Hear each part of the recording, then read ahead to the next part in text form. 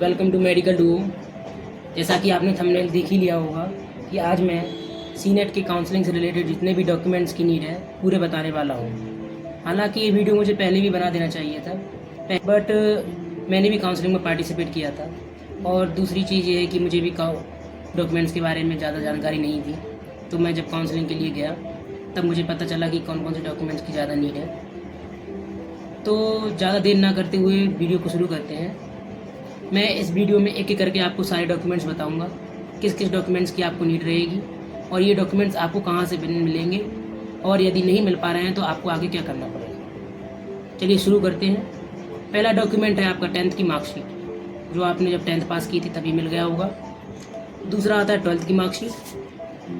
12th की marksheet भी आपको स्कूल से मिल जाएगी, उसका हार्ड कॉपी ले लीजिएगा। तीसरा आता है आपका माइग्रेशन सर्टिफिकेट।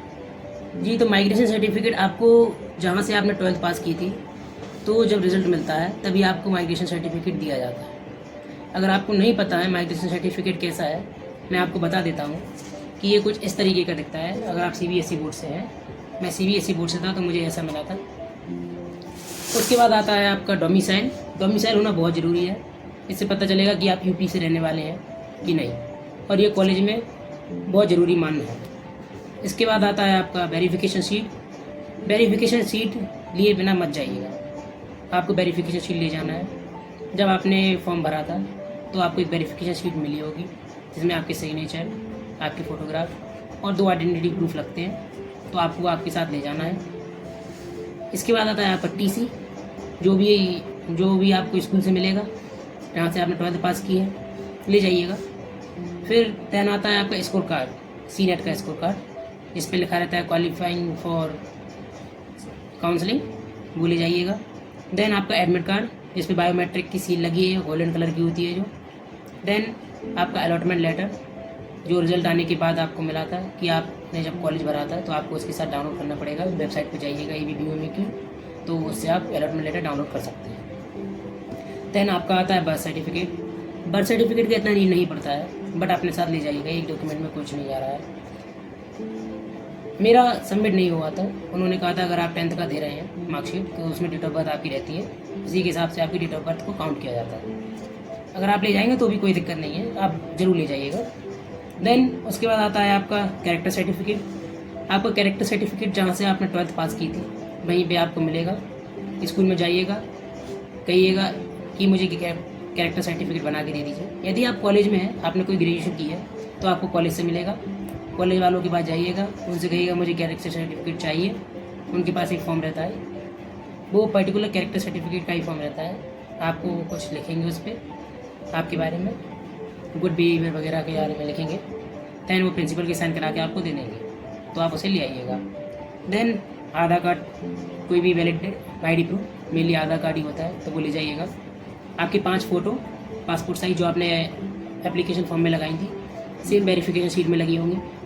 देन आता है आपका मेडिकल सर्टिफिकेट। मेडिकल सर्टिफिकेट का आप एक बात याद रखिएगा, मैंने एक गलती की थी कि मैंने जो हमारा तहसील वाला वो मेडिकल हॉस्पिटल होता है, गवर्नमेंट हॉस्पिटल, उससे बनवाया था, मगर वो मेरा एक्सेप्ट नहीं किया गया था। उधर जाके मुझे पता चला कि आपका डिस्ट्रिक्ट हॉस्पिटल से चाहिए, CMO से, तो आप प्लीज़ आप CMO से बनवाइएगा, नहीं तो आपको वहाँ पे बहुत प्रॉब्लम फेस करनी पड़ेगी। चलिए मान लेते हैं कि आप नहीं भी ले गए, तो आप वहाँ पे जाइएगा।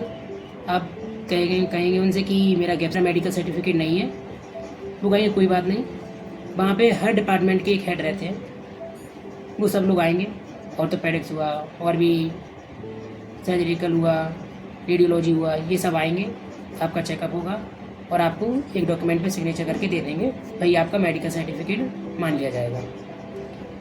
देन उसके बाद आता है आपका, बहुत बच्चे कन्फ्यूज होते हैं, गैप सर्टिफिकेट। मुझे भी नहीं पता था कि गैप सर्टिफिकेट के लिए क्या फॉर्मेट रहता है, मैंने भी गूगल पर सर्च किया था, लेकिन मैंने बनवाया नहीं था।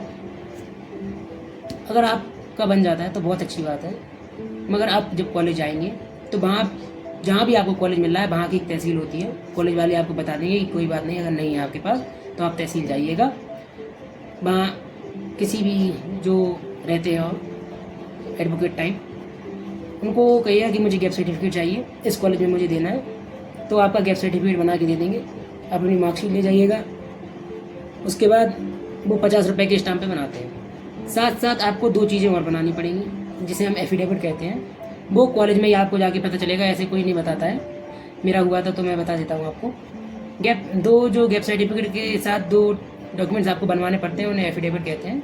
वो एंटी रैगिंग के एफिडेविट होते हैं। एक डिक्लेरेशन बाय पेरेंट्स होता है और एक डिक्लेरेशन बाय स्टूडेंट होता है। डिक्लेरेशन बाय पेरेंट्स पे आपके जो भी पेरेंट जा रहे हैं आपके साथ, उनका सिग्नेचर होगा, और डिक्लेरेशन बाय स्टूडेंट्स से आपका सिग्नेचर होगा। ये आपके सबमिट हो जाएंगे। एक बात का याद रखिएगा, आप जितने भी डॉक्यूमेंट्स ले जा रहे हैं ये सब आपको फ़ोटोकॉपी करवा के भी ले जाना है, क्योंकि आपके जितने भी डॉक्यूमेंट्स हैं ये ओरिजिनल डॉक्यूमेंट सबमिट नहीं होंगे। ये आप जब कॉलेज ज्वाइन करेंगे 1 अगस्त या 2 अगस्त को, तब आपका कॉलेज में ओरिजिनल डॉक्यूमेंट सबमिट हुआ जाएगा। इस टाइम पे आप जो डॉक्यूमेंट्स अपने ले जाएंगे, जिनका फ़ोटोकॉपी करवा के ले जाएंगे, आप 2 या 3 फ़ोटोकॉपी जरूर ले जाइएगा अपने साथ पर डॉक्यूमेंट की। आपके वहाँ पे ओरिजिनल डॉक्यूमेंट से आपके फ़ोटोकॉपी वाले डॉक्यूमेंट्स मिलाए जाएंगे। आपके फ़ोटोकॉपी वाले डॉक्यूमेंट सबमिट कर लिए जाएंगे, आपको ओरिजिनल आपको लौटा दी जाएंगे। कोई भी चीज़ आपको भूलना नहीं है, सारी चीज़ लाना है। वेरिफिकेशन शीट का भी आप फ़ोटोकॉपी करवा के ले जाइएगा। जैसे जितने भी आपके डॉक्यूमेंट्स हैं सबके आपको फ़ोटोकॉपी करवा के ले जाना है, हर डॉक्यूमेंट का। और 5 आपकी पासपोर्ट साइज़ फ़ोटो जो आपने वेरिफिकेशन शीट में और या एप्लीकेशन फॉर्म में लगाई थी, सेम लगाई होंगी आपने, वही आपको ले जाना है। उसके बाद वहाँ भी आपका एक बायोमेट्रिक होगा। जैसे कि आप पेपर देने गए थे तो आपका एक बायोमेट्रिक हुआ था, आपको गोल्डन सील लगाई थी उन्होंने एडमिट कार्ड पे, ऐसे ही वहाँ भी गोल्डन सील लगाएंगे, बायोमेट्रिक होगा, तो वही आपका एडमिट कार्ड सबमिट कर लिया जाएगा। इसके अलावा आपका काउंसलिंग में इतना ही डॉक्यूमेंट यूज़ होगा और कुछ ज़रूरत नहीं पड़ेगी आपको। यदि आपको कोई भी डाउट है बैच से रिलेटेड, मैंने कहाँ से पढ़ाई की, मेरा किस कॉलेज में सिलेक्शन हुआ है, मेरा कितने मार्क्स आया है, आप मुझे कमेंट में ज़रूर बताइएगा, मैं उस पर वीडियो ज़रूर बनाऊँगा। Thank you. अगर आपको वीडियो पसंद आई हो तो चैनल को लाइक सब्सक्राइब जरूर करें।